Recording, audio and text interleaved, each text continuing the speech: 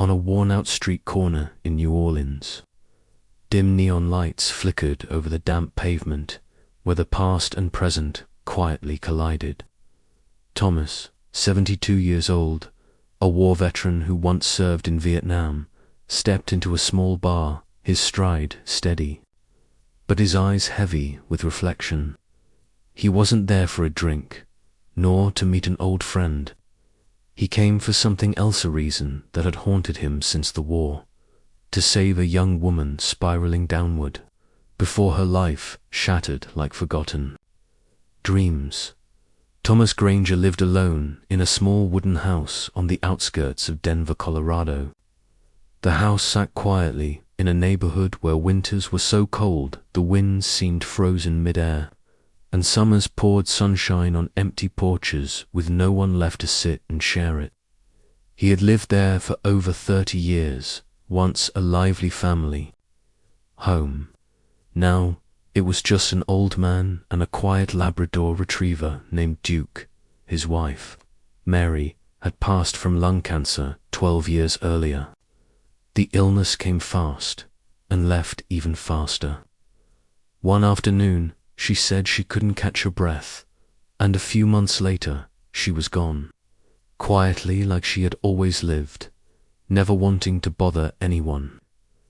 After Mary died, the house felt too big. The living room lights were rarely switched on, and the dining room table served more as a place to stack unopened mail and medical forms. Their only son, Matthew, was now stationed with the U.S. Army in Alaska. He called infrequently, always training, always somewhere remote. Thomas didn't mind. He understood. Soldiers needed to be strong, and sometimes that meant learning how to be alone. His daily routine was as predictable as a wind-up clock. Wake at 5 a.m., brew black coffee with no sugar, turn on the AM radio to catch local news and a little old jazz. Then he would walk Duke around the park nearby, the same park where he used to toss a football with Matt when he was a boy.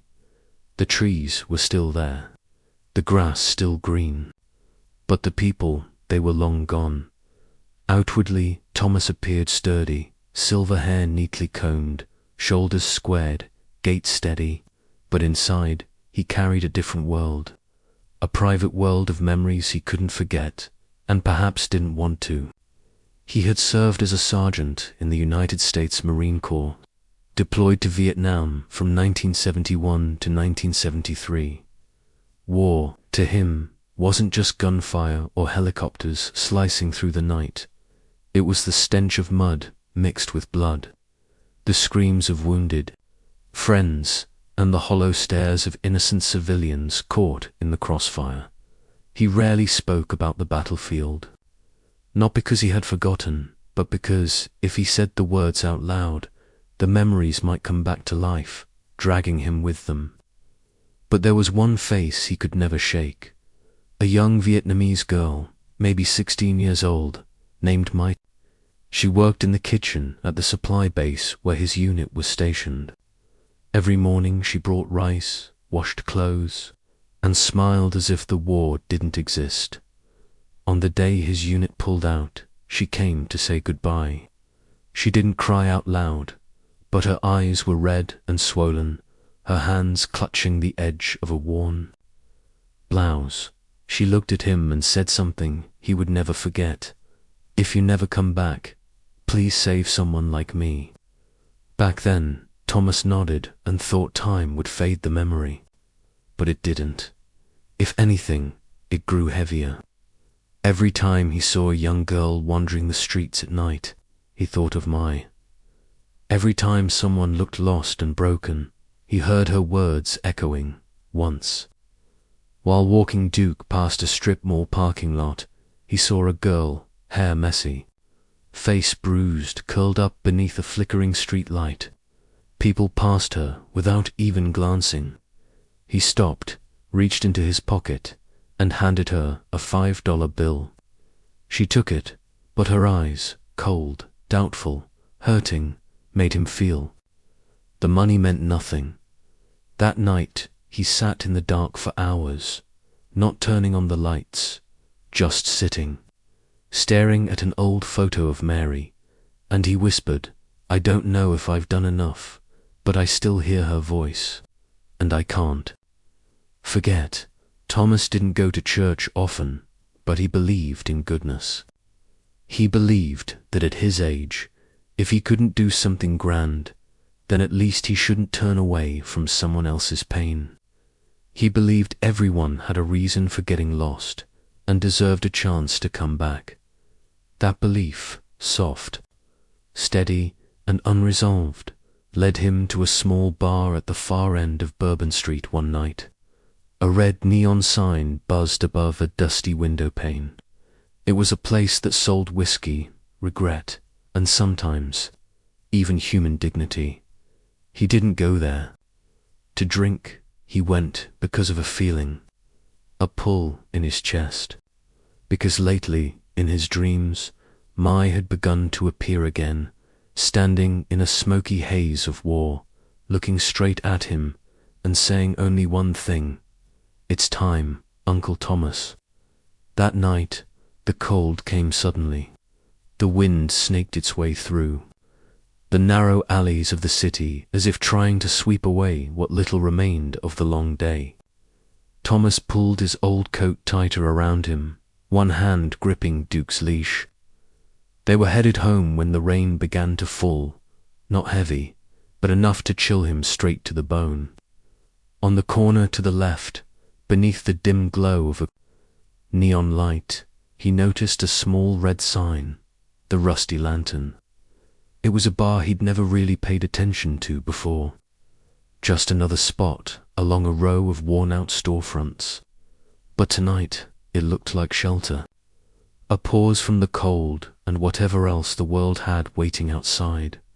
He pushed the door open without much thought, stepping into a space thick with cigarette smoke, cheap liquor, and a kind of tiredness that clung to the walls. A few drunken men hovered around the pool table, too loud and too far gone. The bartender leaned on the counter, polishing a glass more out of habit than purpose. Thomas took a seat in the corner, where the lights didn't quite reach. Duke lay down quietly by his feet, perfectly still. He had just asked for a hot tea, when his eyes caught someone sitting across the room at the bar, a young woman, no older than 20. She was slight, her shoulders bare in a short threadbare top.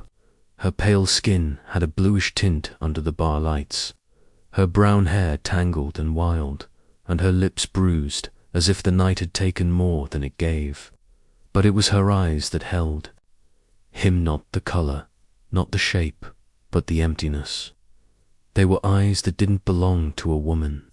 They belonged to a child who had stopped hoping.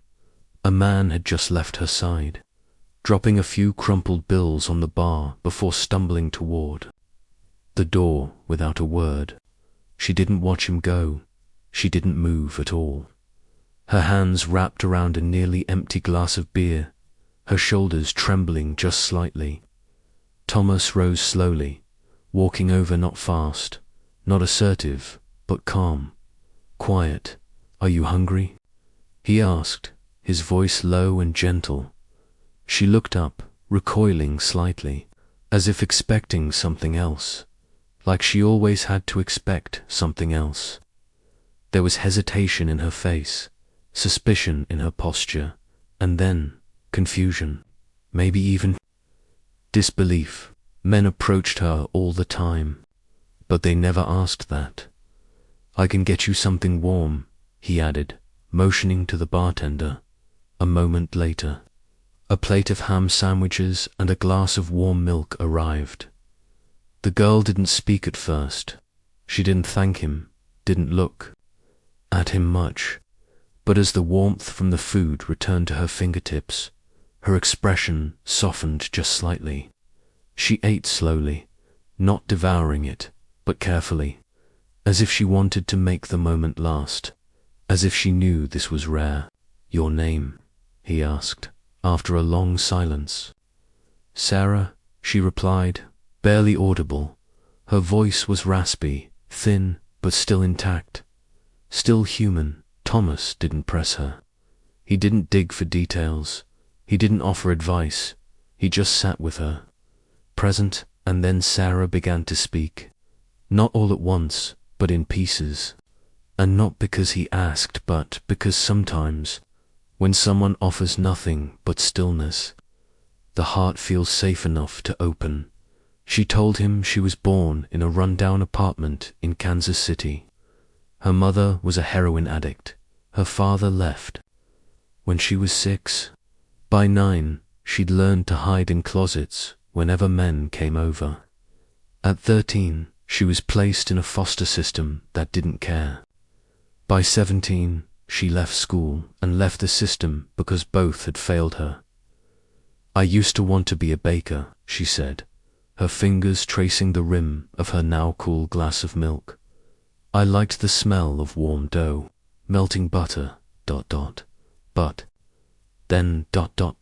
everything slipped away." She didn't say exactly how she ended up doing what she did, but Thomas didn't need the details. He had seen it before, during the war, on the streets, even in the backyards of so-called good neighborhoods. People didn't choose to fall. Most were just never given a hand to hold when they started slipping. As midnight crept in, Sarah looked at him and asked softly, "Why do you care?" Thomas looked her in the eyes. He didn't flinch. He didn't hesitate. "Because I made a promise to a girl once," he said. "She asked me that if I couldn't go back, I should save someone like her." Sarah didn't respond, but she didn't leave either. She stayed, quiet, breathing, real. They sat in that silence until the bartender dimmed the lights to signal closing time. "Do you have anywhere to go tonight?" he asked her gently. She didn't answer. She didn't need to. "I don't have much," he said, "but I've got a spare room. It's warm, just asleep. No one will touch you, I promise." She hesitated, but then barely, almost imperceptibly, she nodded. A small nod, but real. And perhaps, for the first time in years, she chose to believe someone. Thomas stood and called Duke to his side. Sarah watched the dog wag his tail, soft eyes glowing under the flickering lights. She smiled just a little, just once, but enough to make the whole night worth it. They walked out together into the misty rain. An old veteran and his faithful dog, and a young girl who had just been given her very first chance not to be a working girl, but simply Sarah. Thomas wasn't the kind of man who liked to preach. He had seen enough in his life to know that advice, no matter how well intended, often gets swept away like dust in the wind if the listener isn't ready to receive it. He didn't ask Sarah why she ended up where she did. He didn't tell her she needed to change. Instead, he chose the oldest, quietest way he knew. He listened. No interruptions, no judgment, just presence, steady eye contact, an open heart. Sarah stayed in the basement room of his house once, a playroom for his son. Years ago, it wasn't much, but it was clean and warm. The bed was covered in a thick brown quilt that smelled of fresh laundry.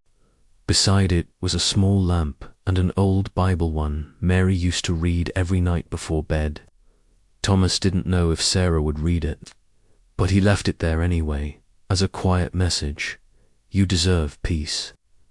Her first dinner at the house was beef stew with mashed potatoes, the same Sunday meal Thomas had made for years. She ate slowly, not out of shyness, but like someone relearning what it meant to feel full. After the meal, she washed the dishes and quietly returned to the basement. Thomas heard the door shut softly. No lock, he exhaled. It was the first small sign of trust. The next morning, he left a note on the kitchen table. If you'd like, the library opens at 9 a.m. they've got free coffee. No signature, no expectations, just a gentle offer. At 9:15, Sarah appeared at the living room doorway. Her hair was brushed. She wore an old hoodie of his far, too big but clean. Together they went to the city library, the same one where Thomas had once taken Matt for summer book reports, and where Mary used to attend Tuesday reading groups. He led Sarah to the computer area. She had never used email, never filled out a job application, never even looked at a real street map. Thomas didn't laugh. He simply showed her, step by step, where to click, what to type, why a social security number mattered, how to write a resume that wouldn't get tossed in 10 seconds. Sarah listened intently, scribbling notes in pencil like she was afraid a mistake might cost her this chance. 2 weeks later, Thomas took her to a women's support center called Hope House, a place for those recovering from exploitation and abuse. She was tense at first, shoulders tight as they stepped through the door, but when a social worker named Lisa smiled and gently invited her to sit down, Sarah nodded. Just once, but that was enough. She began attending weekly counseling sessions. Thomas never asked what was said. He never pried, but after each session, Sarah lingered a little longer in the living room. Some days she helped him pull weeds in the backyard. Some evenings she sat at the table, quietly reading flyers for job postings he brought back from the gas station bulletin board. 3 months in, Sarah cut her hair. She went with Lisa to a salon, and that night when she walked into the kitchen, Thomas almost didn't recognize her. Not because of the haircut, but because of her face. It looked clearer, more composed, and carried something close to self-respect. "I have a job interview next week," she said, holding a neatly folded paper in her pocket. At the gas station, off the highway, Thomas smiled. He didn't say, "I'm proud of you," though he was. He simply nodded, as if to say, "Of course you are. You've earned this." The interview was on a rainy Thursday morning. Thomas didn't go with her, but he brewed coffee and left another note on the table. "You'll be fine. Just be yourself." She got the job. Nothing glamorous, pumping gas, wiping down counters, working the day shift register, but it was the first job she'd ever had that didn't require selling her body. The uniform was a plain blue shirt, her name, Sarah, stitched neatly on the chest. When she put it on, she looked at herself in the mirror for a long time, as if seeing, for the first time, someone worth becoming. 6 months after she met Thomas, Sarah's life looked nothing like it used to. She no longer flinched at knocks on the door at night. She didn't sleep on sidewalks. She no longer avoided mirrors. Every morning, she woke up early, brewed coffee for Thomas, and left a slice of buttered toast beside the morning newspaper, something she learned from an online cooking video. But one morning, she asked, "Do you think one day I could really learn to bake?" Thomas didn't hesitate. "You don't have to wait for one day. You can start today," she laughed. Not nervously, not to hide pain, but honestly round, full and real. To Thomas, it was one of the quietest but most meaningful victories of his life. He hadn't saved the world, but he had kept a promise. Not to a flag, not to a rank, but to a girl long ago and to the voice of conscience that still spoke. Even after all these years, 1 year after that rainy night, Sarah stood on a small stage inside the city's community hall. That evening was the annual fundraiser for the local anti-trafficking organization, the same one that had once helped her, and now welcomed her as a speaker. The hall wasn't fancy, but it was warm and full. A few hundred people sat in silence, all eyes fixed on the young woman behind the wooden podium. In a simple light blue dress, her hair tied neatly back. Sarah looked nothing like the girl hunched over a cold beer in a bar long ago. Her voice was steady and clear, each word reaching deeply into the hearts of those listening.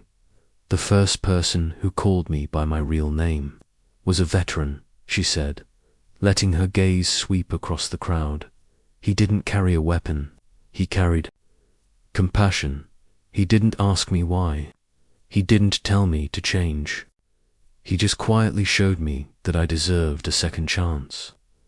In the front row, Thomas sat quietly. He wore a dark suit, his Marine Corps lapel pin resting over his heart. Duke, his loyal dog, lay beside him with his head resting on Thomas's shoe, calm as ever, like he understood every word. Thomas didn't cry. He didn't rise or show emotion.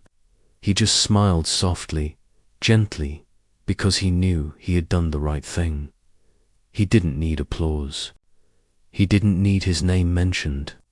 For him, that moment was its own reward, watching someone who had once fallen now rise, walk and lift others behind her.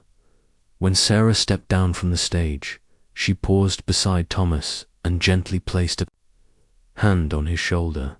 "Thank you," she whispered. Thomas looked at her and nodded. He said nothing, because the deepest things in life often don't need to be said at all.